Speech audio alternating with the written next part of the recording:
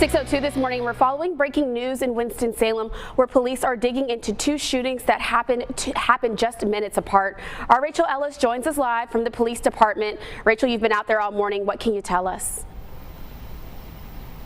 Yeah, Christina, good morning to you. Police have not said if these two incidents are related, but they happened within 2 miles of each other. The first one happened just around 10:40 p.m.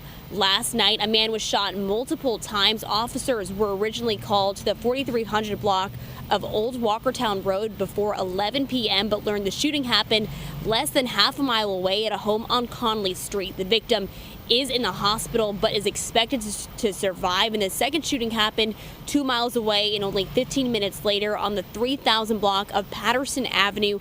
Officers found one person shot multiple times in the leg and the torso in a field behind some homes in the area. They're in the hospital this morning. And again, police have not said if these two incidents are related, but we'll continue to update you both on air and online as we learn more. We're live this morning in Winston-Salem. Rachel Ellis, WXII 12 News. Thank you for that update, Rachel. And happening now, some business owners in downtown Winston-Salem say that they're concerned about rowdy late-night behavior. One business owner who asked not to be identified says that after some recent violence, they're going to start closing up early to avoid any future incidents. Police say that early Sunday morning, officers were called to about an assault at 2:30 in the morning. In security footage, which we've also been asked not to share, a customer appears to hit and then stomp a business owner trying to break up a fight. Other business owners say that they were shocked to hear about the attack, and in response, they would like to see more police presence downtown late at night. Winston-Salem Police Department Bike Patrol Sergeant Kevin Bowers says that the department is currently understaffed and has a large area to cover, so he's urging customers to show respect.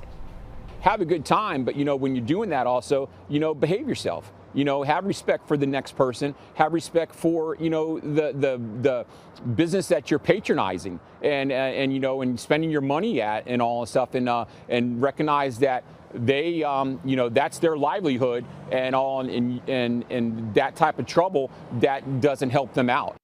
And the city's Public Safety Committee helps determine where officers are positioned. In a statement, Council Member Kevin Mundy called the business's concerns well-founded, adding, quote, "While I would support allocating resources in their direction, this is an extremely difficult balance given our shortage of officers.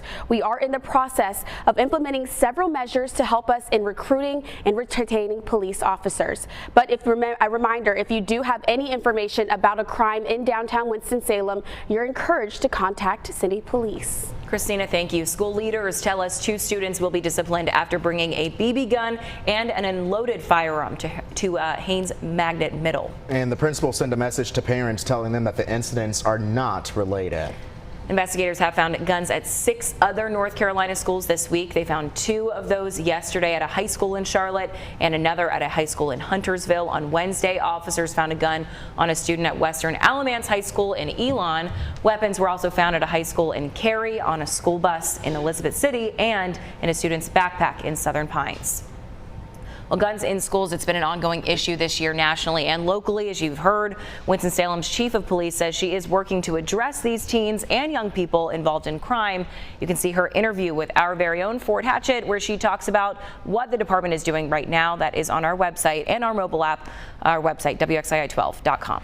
It is 6:06 as families across the country prepare for holiday gatherings this month. The U.S. is getting ready for a possible winter surge from Omicron. Studies this morning show while the new variant may not be more severe than Delta, it may be more contagious. Let's go to Washington this Friday, bring in Aixa Diaz. She joins us live. Aixa, good morning. The question here, what is the administration's message right now?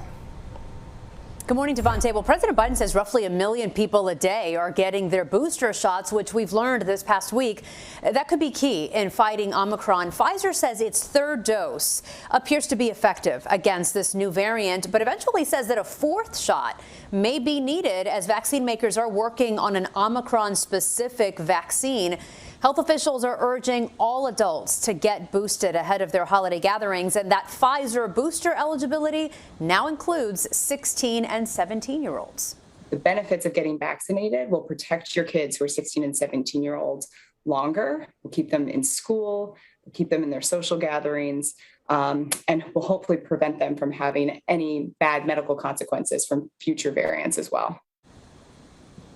There's still no COVID vaccine for the youngest kids, for babies, toddlers, and preschoolers. Vaccine makers, though, say they're hoping to release data from those clinical trials in the next few weeks, Devontae. And Ike said, we know in North Carolina, daily case counts are increasing dramatically, but as a nation, how are we doing with COVID-19 right now? Same, Devontae. That's a similar trend that other states are seeing right now. According to Johns Hopkins University, we've seen a 62% increase in COVID cases in just 1 month. Also, hospitalizations are up 40%, and the majority of those people who end up in the hospital are unvaccinated. Ike Sadeas reporting live in Washington. Ike said thank you. And also, in the meantime, the FDA and CDC have yet to say if they will greenlight the COVID-19 treatment pill, which has gotten a recommendation from an FDA advisory panel. We'll keep you updated.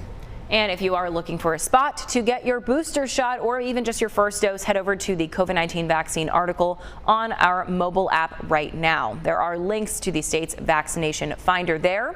All you have to do is type in which shot you want and your zip code, and you will get a list of nearby sites. Happening now at 6:08, a man accused of stabbing 2 women is in jail this morning. Investigators say Corey Fuller Jr.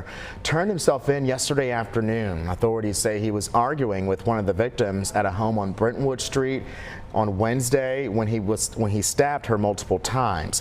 Police say the other woman was hurt when she tried to intervene. One of the women is said to be in serious condition. In Davie County, a woman is accused of shooting and killing a man at an apartment complex. 30-year-old Summer McGuire is now charged with murder. The sheriff's office responded to that shooting last night at the Forest Lane Apartments in Mocksville. Deputies found Glenn Lill Jr. had been shot. He died at the scene. A Michigan school district and the superintendent are among those named in 2 lawsuits tied to last month's deadly school shooting in Oxford, Michigan. 4 students were killed. The parents of 2 of the 7 students who were hurt filed these suits, both seeking $100 million.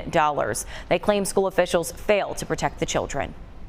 And they allowed a deranged, homicidal student to return to class with a gun in his backpack, with over 30 rounds of ammo in his backpack, when they knew he was a homicidal threat.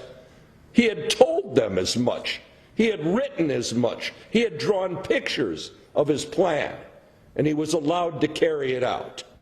Ethan Crumley is charged with murder. His parents are also charged with involuntary manslaughter.